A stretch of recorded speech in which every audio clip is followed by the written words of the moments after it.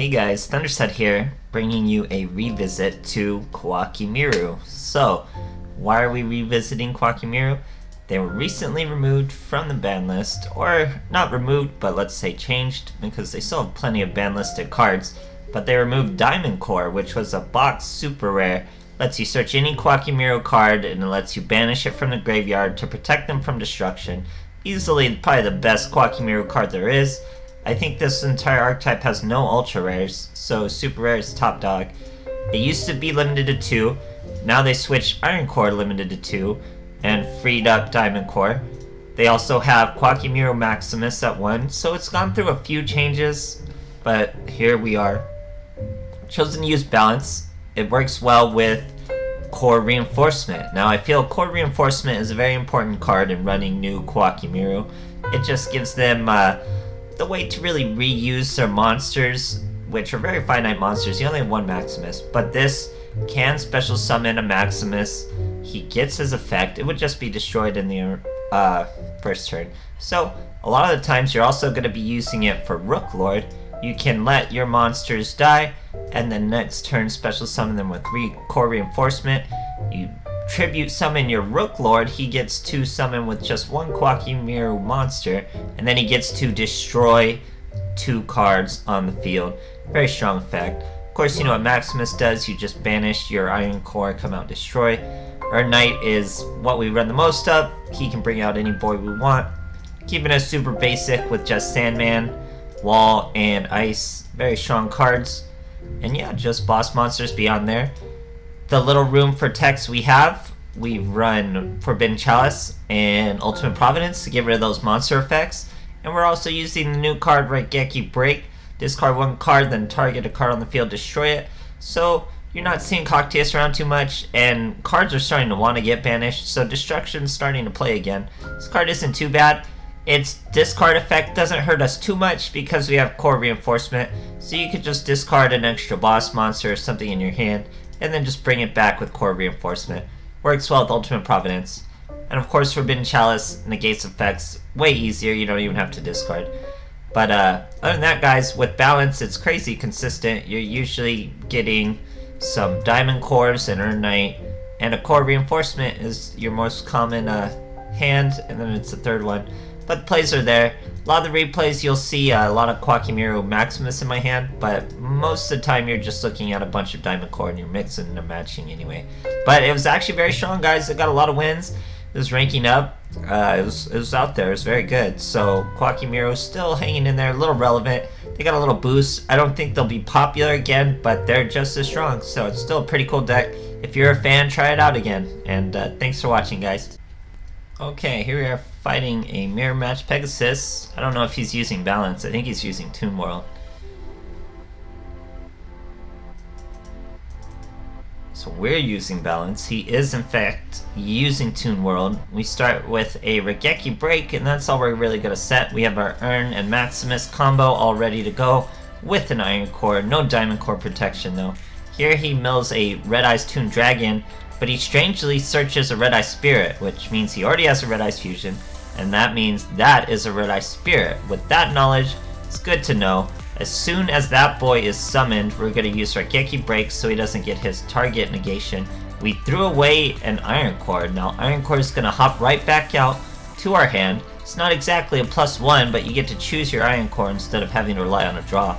Here we use Earn Knight's effect to bring a Sandman. He didn't use his Spirit before I brought my Sandman out. Now we get to bring out the Maximus. Even if he had chained the Spirit to my Earn Knight's effect, I could have brought out an Ice if I didn't have a Maximus. But we know I had a Maximus, so I could have brought out the Maximus, destroyed him there, still swung for lethal. Here we get to use the Sandman to negate the Spirit so he doesn't get his Red Eyes back. We destroy the Toon World and hit for lethal that easy. Same old Koa'ki Meiru plays you guys are used to. Great stuff. Okay, here we are fighting a Crow. Going second, going for a rank up. And yep, this deck was killing it guys. This deck was getting a lot of wins in a row. A lot of even simpler wins I didn't want to show replays for. Just swinging wins is easy stuff. So here we have 3 Earn Knights in our hand, but we also have an Iron Core. So we're going to use the Sandman. We're swinging into a Shiranui. He had a Spectral Sword Shade. We lose our Sandman. We get to keep the Urn Knight by revealing an Urn Knight. Here he special summons a Squire. Guess what? Ultimate Providence, guys. Throw away the Urn Knight. Could have been a Forbidden Chalice. Would have been even better. Completely stop his whole play. Only 2k left. We had another Urn Knight. We had to draw plenty of plays and no outs for him. Great stuff. Okay, Bandit Keith going first. This deck has some good first turn plays. We also start with a core, reinforcement, very good. Set our Forbidden Chalice, little vulnerable field, but we'll do okay. Here he Galaxy Cyclones our Forbidden Chalice. Discards 2. He discarded a Dark Lord Descent to special summon and a Sanctify to summon a Nastant, and sets a back row. We top deck into a Diamond Core, or use the Diamond Core, use its Destruction Negation, summon our Urn Knight. He's going to negate the Urn Knight's effect, and he's gonna immediately regret that after he sees the Maximus. Or is he? He uses Void Trap Hole. That's gonna negate my Maximus, but he can't destroy it thanks to Diamond Core, so he doesn't get destroyed. Try to activate it, still negated. Swing over the Nastin, swing for 2k. He has no cards, guys. We don't get destroyed thanks to the Diamond Core effect. Here he's gonna switcheroo. Sets that monster on top, sets one back row. Try to use Maximus again, still negated from Network Trap Hole or Void Trap Hole. Absolutely crazy. We summon another Urn Knight. Switch this Urn Knight to defense. Why do we do that? In case that's a drowning Mirror Force. We need one of these monsters to be destroyed, and we were gonna let it be the Urn Knight so we could bring him back with core reinforcement and do all that stuff. But it was just a bluff. We swing for the lethal. Great stuff, guys. Very, very easy. Okay, facing a Yami Yugi. Going first. Oh, poor guy's about to lose a rank to Koa'ki Meiru. Show him we're balanced. Start with both our Iron Cores and Ultimate Providence. He normal summons an Invoker. Now, we can use Ultimate Providence to stop Invoker's search and get rid of our Maximus.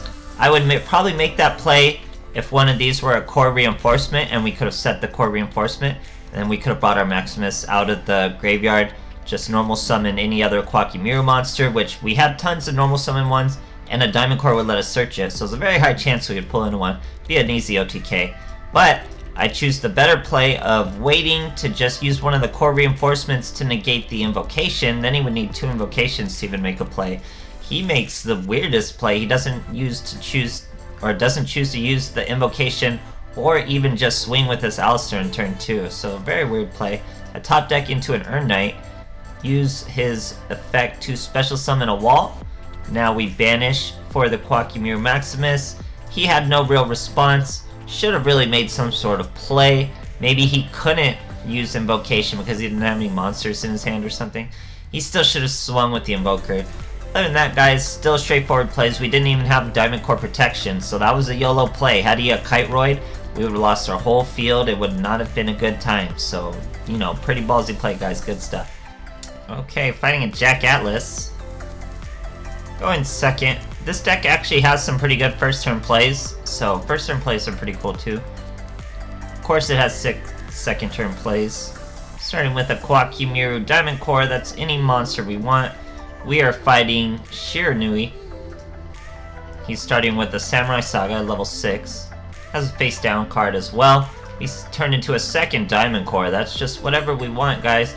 We're gonna search an Iron Core, use our Banish effect to protect ourselves from destruction. Summon an Urn Knight. Special summon Ice. Ice is gonna discard our Raigeki Break to destroy the special summon monster. Now we banish our Iron Core to bring out Maximus. We use his effect. He chains the Raigeki Break, but we already banished our Diamond Core. Can't be destroyed.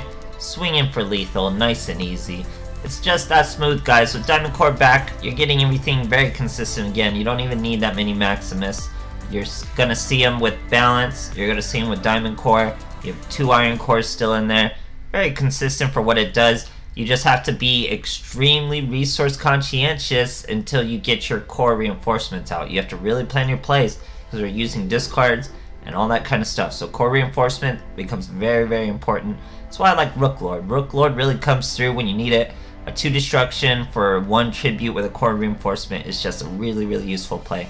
But other than that, Koa'ki Meiru is still pretty good, guys, so don't sleep on him. Try him out too if you want, and thanks for watching, guys.